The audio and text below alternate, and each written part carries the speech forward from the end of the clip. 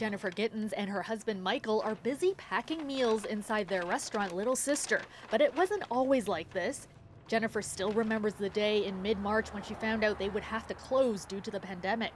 I had panic attacks. I was petrified. They laid off all their staff. Then the phone rang. It was one of their regulars. And she said, I have an idea. That person was Adair Roberts. I thought to myself, well, I want to help local restaurants in my neighborhoods. She also works in healthcare and knows even on the best of days, it's hard for people to actually get away and get a good meal. And just like that, Feed the Frontlines TO was born. The idea is simple, to buy meals from small independent restaurants using donations and deliver them to frontline workers. Thank you so much, St. Mike's, for everything you're doing. It started with 3 of Adair's favorite restaurants, including Little Sister.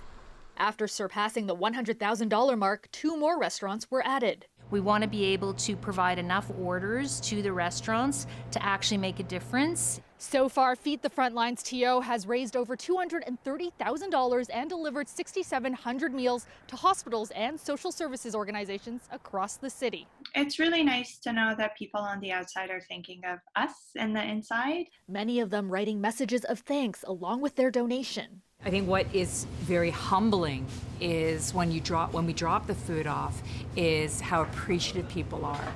Little Sister prepares 300 to 500 meals a week for the workers. How has this helped your restaurant? A, it's allowed us to pay our bills, pay my rent. And B, it's allowed her to hire back some staff. That just means the most to me. For Adair, finding a way to help others cope has helped her to do the same. I don't have a sense of powerlessness that I think you can have during these times because we're just all trying to help. She says other cities, including Ottawa and Vancouver, have reached out wanting to start their own Feed the Frontlines.